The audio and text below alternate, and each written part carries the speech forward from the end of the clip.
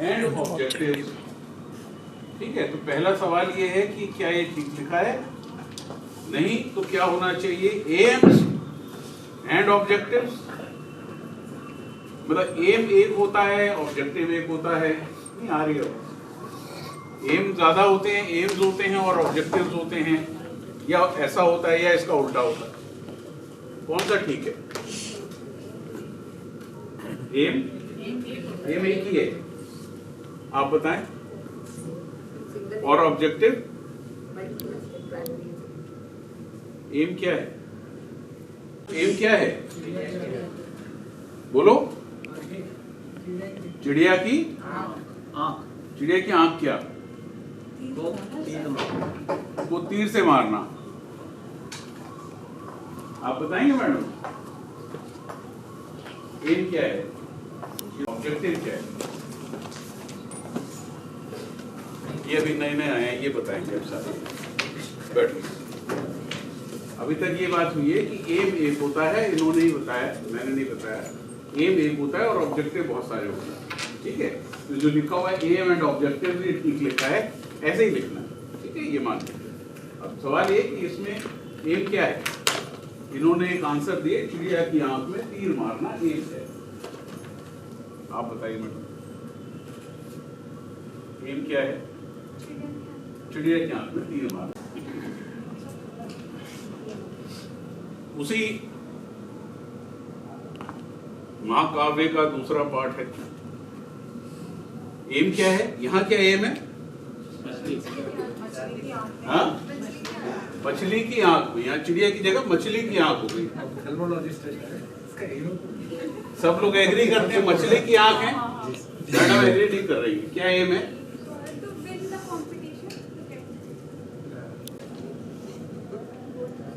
मछली की आंख में तीर मारना तो एक बहाना है, एम बड़ा होता है। बैठ जाओ, thank you, give a big clap for her.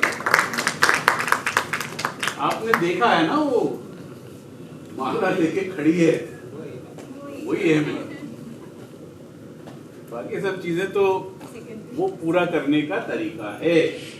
तो आपको यही समझना है कि जब भी रिसर्च कर रहे हैं तो एम बड़ा होता है और ऑब्जेक्टिव क्या है? एम को कैसे पाया जाए, उसको नापने का तरीका। मेजरेबल द्रौपदी को पाने के लिए क्या करना पड़ेगा? एक स्पेसिफिक। इसी तरह जो पहली स्लाइड थी उसमें एम क्या था? To be the best archer in the world. ये एम नहीं था कि उसके आंख में मार दो, उससे एम नहीं पूरा होता, एम बड़ा था। या दूसरा एम क्या था? दूसरा एम था कि वो जो दुर्योधन है उसको नीचा दिखाना। ठीक है, बाकी और किसी से कोई मतलब नहीं है, उससे ऊपर रहना, ये एम है। उस एम को पाने के लिए मुझे तीर आंख में मारना है। अब ऑब्जेक्टिव एक ही था, मैंने आपको कहा ना ऑब्जेक्टिव बहुत सारे होते हैं। अब इसमें ऑब्जेक्टिव क्या है? ऑब्जेक्टिव हमेशा ऑब्जेक्टिव मेजरेबल होता है। कैसे मेजर करेंगे? आंख में तीर, अब ऐसे वेगली, ये बड़ा वेग है कि आंख में तीर मारना है। और मछली, मान लो चिड़िया बैठी है 2 किलोमीटर दूर, ठीक है, हवा चल रही है 100 माइल्स पर आवर, मारो तीर, कोई नहीं मार सकता। It has to be objective wise, जो कि पेड़ पर 10 मीटर या 20 मीटर दूर है। ठीक है, हवा नहीं चल रही है, विजिबिलिटी क्लियर है, दिल्ली वाला पोल्यूशन नहीं है बीच में। ठीक है, तीर कमान मेरे पास ठीक ठाक सा है, वो बच्चों वाला नहीं है जिससे 1 मीटर भी तीर ना जाए। और उससे मैंने 10 बार अगर मैं मारूंगा, 10 में से 10 बार मेरा आंख में लगना चाहिए या 8 बार लगनी चाहिए। This is measure. So objective उसे देखना है पानी में और मारना ऊपर है। ठीक है, पानी में मिला दो मेथिलीन ब्लू, देख ले, अब नहीं हो सकता ना। तो बहुत सारी चीजें हैं जो ऑब्जेक्टिव को पूरा करने के लिए एम चाहिए, मतलब एम को पूरा करने के लिए ऑब्जेक्टिव में मेजरेबल ये चीजें होनी चाहिए। तो इसलिए जब भी हम कहते हैं एम के 5,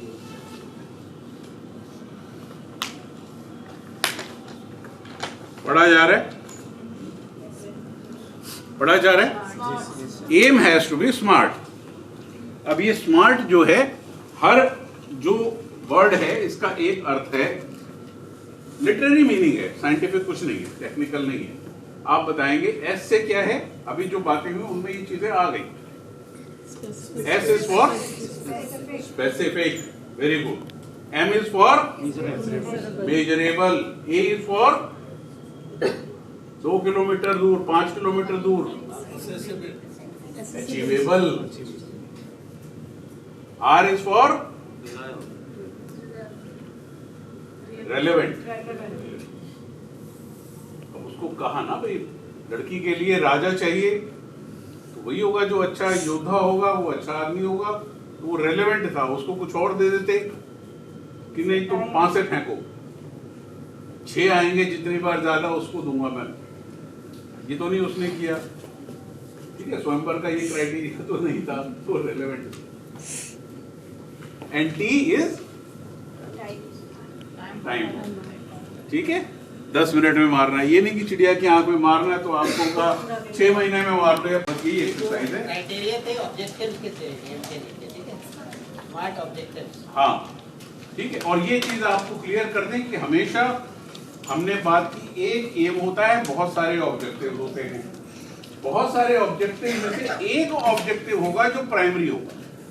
जैसे प्राइमरी था कि चिड़िया की आंख में 10 में से 9 बार तीर लगना चाहिए, वो प्राइमरी था, बाकी सेकेंडरी हो सकता है। तो हर स्टडी में एक प्राइमरी ऑब्जेक्टिव होता है, 2-3 सेकेंडरी ऑब्जेक्टिव होते हैं। अब ये आप डिसाइड करोगे, कोई दूसरा डिसाइड नहीं कर सकता। सेम सिनेरियो में आपके लिए ये सारे पीडियाट्रिक्स के पीजी हैं या और भी किसी ब्रांच के हैं? आप कहाँ के, किसके? माइक्रोबायोलॉजी के। वेरी गुड, तो मुझे माइक्रोबायोलॉजी वाला ही चाहिए। तो अभी जो हम बताएंगे उसमें इनकेम एम के लिए, ठीक है ना, will come to that.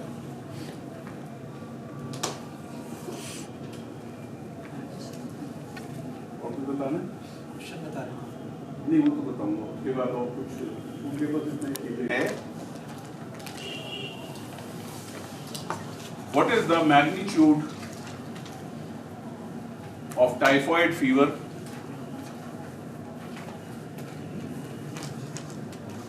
in Gwalior?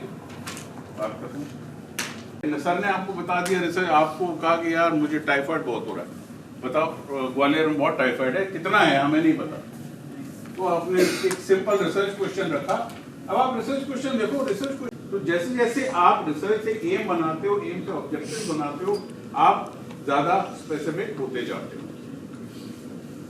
तो अगर हम, ये क्वेश्चन था क्योंकि क्वेश्चन फॉर्म है, what is the magnitude of typhoid fever in Gwalior. अब इसका एम बनाना है। अब आप एम में ट्रांसलेट करो, एक सेंटेंस में लिखो इसका एम क्या होगा। अगर ये रिसर्च क्वेश्चन है तो एम थीसिस में लिखते हैं ना, एम क्वेश्चन में नहीं होगा, एम स्टेटमेंट होगी। एम ये होगा कि क्या करना है। टू से शुरू होगा, लिखो। अब आप, फिर मैं आपसे पूछूंगा आपने क्या लिखा। अब जैसे ये बहुत, ये वेग क्यों है हमें नहीं पता है। पूरे ग्वालियर की बात हो रही है, ये ग्वालियर की कम्युनिटी की बात हो रही है, ये मेडिकल कॉलेज की रही है ना। स्टडी का एक थोड़ा कुछ तो रेलेवेंस होगा। हम एक जगह करके देख लेंगे भाई, तो हमारे लिए सबसे कन्वीनियंट क्या है, मान लो हमारे लिए यार मेडिकल कॉलेज है सबसे convenient to assess the prevalence of typhoid fever. मतलब कितनों को टाइफाइड, हमने मैग्नीट्यूड पूछा है तो खाली प्रेवलेंस से मेजर हो जाएगा। और किसी ने कुछ और लिखा है, इन्होंने कहा prevalence of typhoid fever in paediatric population of Gwalior, in GRMC, in paediatric population of GRMC. OPD मतलब ओपीडी में जितनी अटेंडेंस है बेसिकली आप जानना चाहते हो उसमें से कितनों को ये मेजरेबल है। मैंने कहा ना एम मेजरेबल नहीं होता, यूजुअली ये ऑब्जेक्टिव हो सकता है बड़ा। Anything else?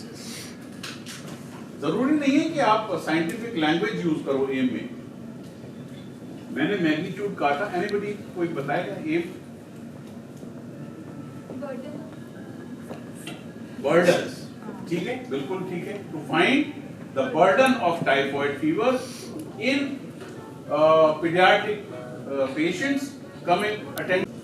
अब सर ने आपको 4 एलिमेंट बताए थे, PICO element, P for population, I for intervention, C for control और O फॉर आउट। अब यहां पर क्योंकि हम एम और ऑब्जेक्टिव की बात कर रहे हैं, अब हमें ऑब्जेक्टिव बनाना, ये इस तरह का मेथड है। This is how you do it. सबसे पहले रिसर्च क्वेश्चन लिखो, उससे एम बनाओ, एम से आउटकम मेजर बनाओ और आउटकम मेजर से ऑब्जेक्टिव बन जाएगा अपने आप, ऑटोमेटिक है। आउटकम मेजर कैसे होगा? Now you think of O, only the outcome. What is the burden of typhoid fever in paediatric patient in GRFC? इसमें पॉपुलेशन है, पॉपुलेशन, ठीक है। इंटरवेंशन क्या है? इसमें कोई इंटरवेंशन नहीं है, कोई कंपैरेटर नहीं है। आउटकम क्या है? इस सेंटेंस में आउटकम क्या था? टाइफाइड तो पॉपुलेशन, बर्डन, बर्डन है आउटकम। सिंपल है, ज्यादा रॉकेट साइंस नहीं है, ज्यादा सोचना नहीं है, ये आउटकम है बर्डन। बर्डन कैसे नापते हैं? बर्डन नापने का कोई यूनिट नहीं है, तो बर्डन को ट्रांसलेट करें। अब आपकी एक्सरसाइज है, जो असली एक्सरसाइज है वो अब है, बर्डन को ट्रांसलेट करें।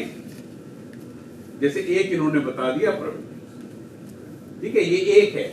बर्डन को नापने के क्या क्या पैरामीटर्स हैं ये आप लिखें, कम से कम 5 पैरामीटर लिखें बच्चे जो GRFC में आते हैं।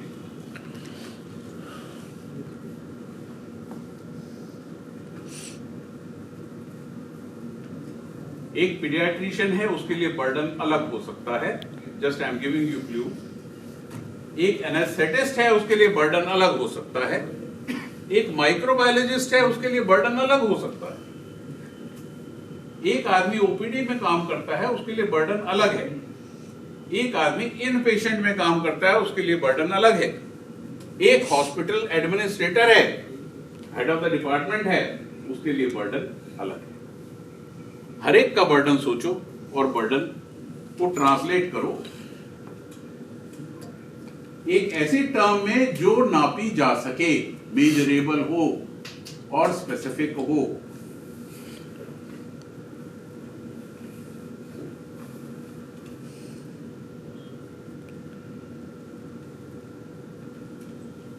एक, 2, 3, 4, 5 जितने भी हो, ये एक्सरसाइज है। चलिए बताइए क्या क्या, ठीक है। अब कुछ भी उसकी फैलेसी हो सकती है कि मिडाल तो एक हफ्ते बाद पॉजिटिव होता है, तो वो एक हफ्ते वाले मिस करेंगे, ठीक है, डजंट मैटर, बट वो रिसर्चर की चॉइस। तो इन्होंने कहा नंबर, हाँ बेटा, number of IPD admissions, number of IPD, मतलब जितने आईपीडी में मान लो 100 भर्ती होते हैं, उसमें से कितने टाइफाइड वाले भर्ती हुए। अब उसमें भी आपको स्पेसिफाई करना पड़ेगा, क्लिनिकली सस्पेक्टेड टाइफाइड या ब्लड कल्चर प्रूवन टाइफाइड, ठीक है, तब जाके एग्जैक्ट निकलेगा जो आप चाहते हो। Very good. ये बर्डन का दूसरा, hospital days, duration of stay, ये बर्डन है भाई। एक टाइफाइड का मरीज है वो 10 दिन रहता है, एक डायरिया का मरीज है 2 दिन में चला जाता है, तो हॉस्पिटल एडमिनिस्ट्रेटर के लिए बर्डन है। तो that is a measure of burden, duration of stay, mortality, yes, कितने मर गए, कितने डेथ होती है, टोटल डेथ अगर अस्पताल में रोज की मान लीजिए महीने में टोटल डेथ जो है वो 40 हैं, उसमें से, और हाँ बेटा, कॉम्प्लिकेशन, यस, नंबर ऑफ, कितनों को परफोरेशन हो गई, कितने एनकेफेलोपैथी में चले गए, कितने शॉक में चले गए, कितने आईसीयू में भर्ती हो गए, वो भी बर्डन है।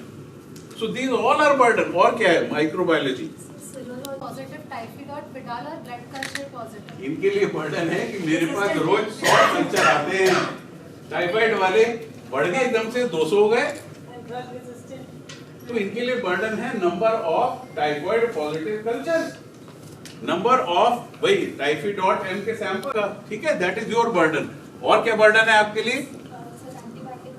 एंटीबायोटिक रेजिस्टेंस, ये बर्डन है, ठीक है। हॉस्पिटल एडमिनिस्ट्रेटर के लिए भी है कि अगर कोई रेजिस्टेंट है तो उसको बढ़िया एंटीबायोटिक, मतलब जो महंगी एंटीबायोटिक खरीदना आ रहा है, कॉस्ट बढ़ रही है, तो यहां पर ही दिमाग चलाना है जब आप ट्रांसलेट कर रहे हो एम को आउटकम मेजर, और यही आउटकम मेजर है।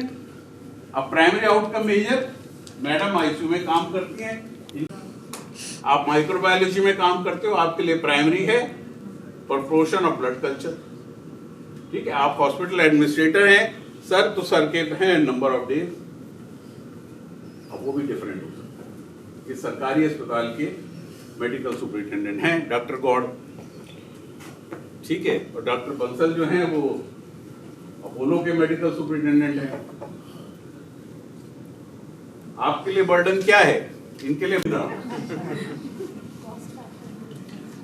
So you see the emphasis changes, the objective changes, the outcome parameter changes, but as a researcher आपको सारी चीजें सोचनी है जब आप ट्रांसलेट कर रहे हो। क्लियर है? बस हो गया सेशन, मैंने डोनेट कर दिए, बाकी आप वो आप कुछ हैंड आउट देंगे ना। True positivity, sensitivity, specificity, predictive value, ये सारे उसके आउटकम मेजर हैं।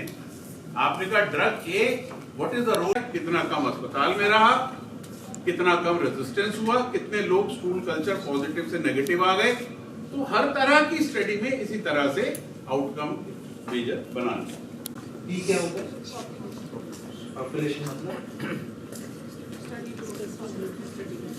so participants are those on which we are working and population is the people from which this group is selected.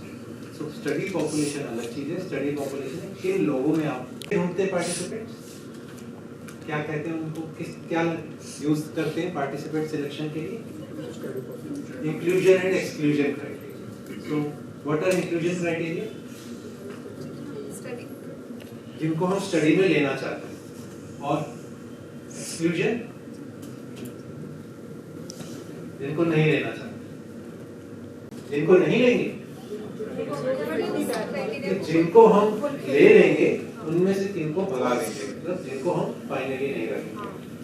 तो ये आपको याद रखने की जरूरत है कि एक्सक्लूजन क्राइटेरिया जो है वो इंक्लूजन क्राइटेरिया के अपोजिट नहीं होते, कि जिनको लिया वो इंक्लूजन और जिनको निकाला हो। So, जिन लोगों को ले लिया, तो all persons which fulfill the exclusion criteria are already fulfilling the inclusion also. तो inclusion fulfill करके हमारे पास आते हैं, हमारा जो मान लीजिए स्टडी रूम माने, तो वो अंदर आ गए और उसके बाद हमको देख के हमने भगा दिया, नहीं भी, ठीक है। जो बाहर रह गए वो उनमें exclusion criteria। तो if population less than 15 years is our inclusion criteria, तो more than 15 years is not the exclusion criteria. Why?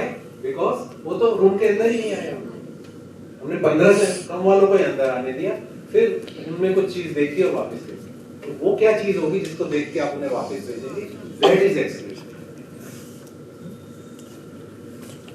जो होते हैं उसके क्या कंपोनेंट्स होते हैं और प्रोटोकॉल है। Just start with an example. Randomized controlled trial comparing 6 to 12 with migraine. 50 patients were consecutively enrolled, randomized by block randomization to 2 groups. One group received oral paracetamol at this dose, other this. Study drugs were dispensed in a blinded. Not the children with migraine is not the study population. ये migraine के बच्चे मुझे कहाँ से मिलेंगे, वो study population.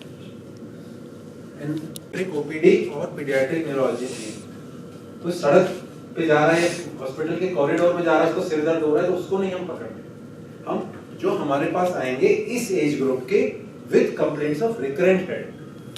अब इस स्टडी पॉपुलेशन पे we will put in the inclusion criteria. What are the inclusion criteria? These are those from the study population on which you will apply these criteria to enroll them. हमेशा ध्यान रखिए जो inclusion criteria होते हैं हमेशा and वाले होते हैं। 3 इंक्लूजन क्राइटेरिया तीनों प्रेजेंट होने चाहिए तभी वो पर्सन एनरोल होगा। किसी एक क्राइटेरिया में दो चीजें हो सकती है, दिस और दिस, बट हर क्राइटेरिया, तो इसलिए इंक्लूजन क्राइटेरिया हमेशा they are connected by those with recurrent headache. Those who fulfill some criteria for migraine, they have their migraine attacks are at particular frequency and they have been having this for at least 6 months. तो जिन लोगों को recurrent headache होता है उनमें से ये लोग हैं जो कि मैं अपनी स्टडी में इंक्लूड करना चाहता हूँ और उनको अलग छांट लूंगा। उसके बाद अब इनपे मैं जो इनको छांट लिया, इनमें से एक्सक्लूजन क्राइटेरिया लगाए, so they are not opposite of inclusion।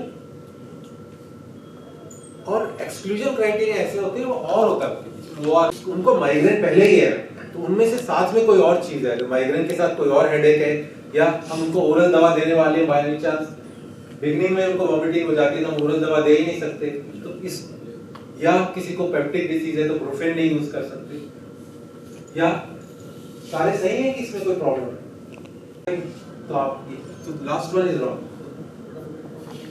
The top 3 of the exclusion.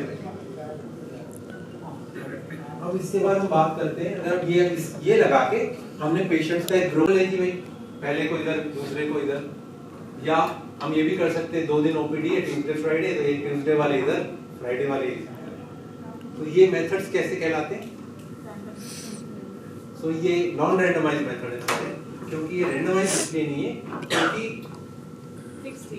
Fix days है, पहले से पता है। रेंडमाइजेशन का मतलब है मिलने वाली है, ट्यूसडे फ्राइडे में भी ऐसा ही होगा, अल्टरनेट में भी ऐसा है कि एक को आपने ब्रूफेन दे दिया तो आपको पता है अगले को क्या करना, तो ये रैंडमाइज्ड है।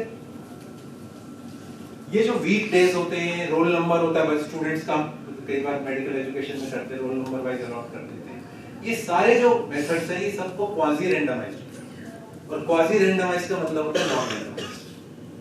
सिर्फ अगर आप डिवाइड करना चाहते हैं रैंडमाइज्ड और नॉन रैंडमाइज्ड में, रैंडमाइजेशन के मेथड्स बड़े लिमिटेड हैं। रैंडमाइजेशन मेथड्स कॉइन टॉस होता है, किसी बॉल में नंबर की पर्चियां डाली, पर्ची उठा लो, उससे easily computerised random number list. आप 80 पेशेंट का 80 की लिस्ट निकाल लो उसी भी वेबसाइट से, एक ग्रुप लिख दिया ए और 20 पर्ची के बी लिख दिया, 40 डाल दी पॉइंट, पहली निकाली ए, हमने नंबर 1 ए लिख दिया, उसके बाद पर्ची का क्या करना है?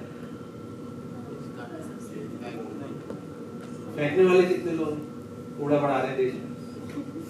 1 2 3 4 एक टर्माइट जो 50वां पेशेंट है उसका इक्वल चांस, रैंडमाइजेशन का मतलब है each participant has equal chance of going to either, तो 50th participant does not have that chance, और इवन एनी पर निकल गए तो डिनोमिनेटर कम होता है, तो आप सारी पर्ची वापस डालते हो।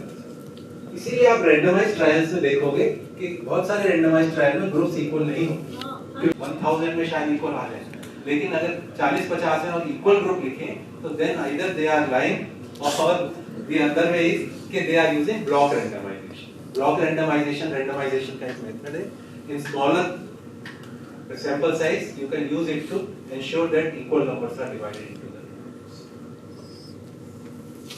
होता है कि आपने जब रैंडमाइजेशन वाला है उसको नहीं पता होना चाहिए कि नेक्स्ट पर्सन को क्या मिले, तो वो हम कैसे इंश्योर करें? तो ये जो डिस्ट्रीब्यूशन है कि ए मिलने वाला उस पेशेंट को या बी फर्स्ट पेशेंट, या आप कर सकते हो कि आपने उसको नंबर फॉर्म भर दिया और उसको सिस्टर के पास गया तो सिस्टर ने दबा दिया, सिस्टर के पास सीक्वेंस उसको क्या,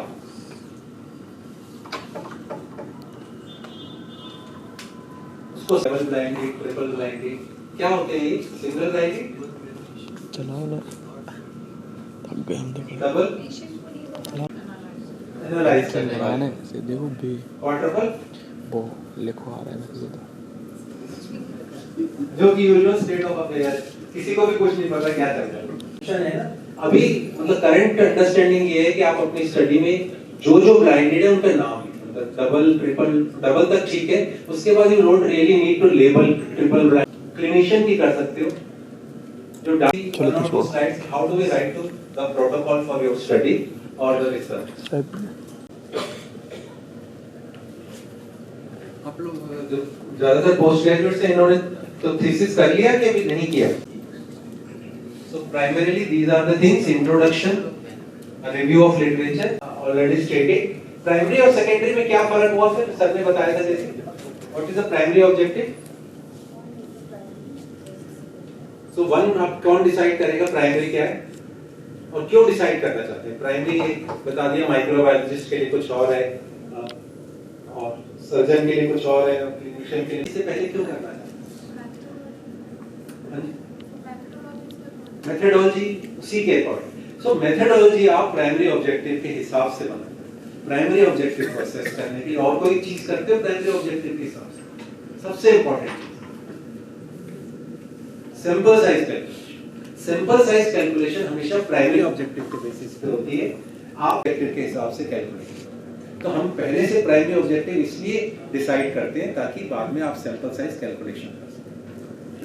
और सबसे ज्यादा क्लियरली डिस्क्राइब करते हो अपने प्रोटोकॉल में, क्योंकि प्राइमरी ऑब्जेक्टिव का वो आउटकम है। मेथडोलॉजी एक इंपॉर्टेंट पार्ट है जहां जो हम अब करने वाले हैं। तो मेथडोलॉजी के पार्ट्स बताइए क्या क्या होते हैं? मेथडोलॉजी के सब सेक्शन होने, डिजाइन, सेटिंग,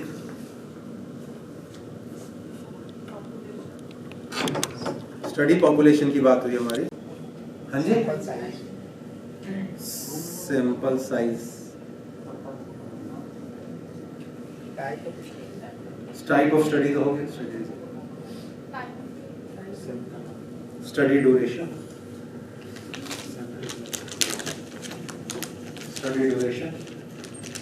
स्टडी पॉपुलेशन में से क्या निकालने हैं?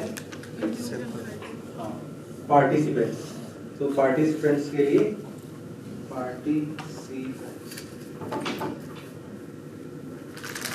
पार्टिसिपेंट्स का मतलब inclusion criteria, exclusion. Study tool से पहले क्या टूल? आरी वाली। फिर क्या हमें उनमें देख, माइक्रोस्कोप। पहले क्या देखना है, जब आपको पता होगा तभी आप टूल डिसाइड करें। तो आउटकम, तो आपको पहले आउटकम पता होना चाहिए, आपको क्या चाहिए, तभी तो टूल डिसाइड करोगे मुझे क्या चाहिए। फिर इसको आप कहना चाहते हो, इसको मैं लिख देता हूँ, डेटा कलेक्शन लिख दो। हिंदी में होगा, इंग्लिश में होगा, क्या होगा? अगर आपके पास क्लिनिकल मेजरमेंट है, हाइट है, तो हाइट कैसे मेजर करोगे, होगा किस तरह से होगा? तो ये सारी चीजें डेटा कलेक्शन में, ठीक है। आउटकम जब पता होता है तभी हम सैंपल साइज का we have a session, but sample size आप तभी कर सकते हो जब आपको आउटकम पता है। एथिकल इश्यूज प्राइमरीली, लेकिन हमारे प्रोटोकॉल्स वगैरह में एथिकल इशू में मेनली मतलब होता है कि आईईसी से clearance. So ethical issues and clearance from institutional ethics committee. And last one more is left, statistical analysis. So how will you, what is your plan for statistical analysis? So these are the 10 components. Just remember there are 10 components of method section which need to be present in whenever you are writing methodology. Components need to be primary और secondary objective. एक primary objective, 4 secondary objective है, तो हमेशा outcome variable आपका एक primary outcome और 4 secondary outcome. Each objective how it will be measured comes in the outcome variables. ये हमेशा देख लीजिए, अगर आपने कम या ज्यादा लिखे हैं तो मैच करें। सैंपल साइज, डिटेल्ड मेथडोलॉजी और data analysis, how will you recruit, how will you evaluate, how will you follow up, what statistical analysis you will do, and what are the ethical considerations. Any queries related to this? The question is related to citing. We use, there is one chapter that is revivification. This question is context of one lecture which I attended at PhD. It was international certification course on during one of the sessions, that is last session. Professor, one of the learned and non-faculty. His first slide was Ganesha, Bhagwan Ganesha, God. He was Christian, but his first slide was. So he said, in India, we start with Ganesha, so that the session or whatever it is. But my title of the lecture is Organ Transplants in India. So So when I went to review of literature, to the depth or way backward, I found this was the early, but that was in my time. Very sad, suppose it was fiction, story. But whoever has written at that time, he had an idea of transformation. So idea gives us expert थे जिन्होंने इस क्लिष्ट विषय को भी बहुत आसान बना दिया। तो मैं तीनों जो हमारे एक्सपर्ट हैं उनको मैं धन्यवाद देना चाहता हूँ और मैं आशा Thank you. Dr. Answer is to thank Department of Pediatrics Gwalior जिन्होंने हमको मौका दिया कि हम इसमें मेडिकल एजुकेशन ट्रेनिंग में आए हैं। प्लस आज की जो वर्कशॉप थी सर, मैंने सुना बहुत था लेकिन करी नहीं थी वर्कशॉप कभी, तो इमीडिएटली आई सेड मैं तो यही वाली अटेंड करने वाली हूँ। पीजीज को भी टीच करने के बाद, मेडिकल कॉलेज में खुद भी रिसर्च करने के बाद बहुत सारी चीजें ऐसी लगा जो कोर्स है वो किया हुआ है, बट वो एक बार फिर से आज रिक्रिएट हो गया, फिर से दिमाग में चीजें आने लगी। Thank you so much. we have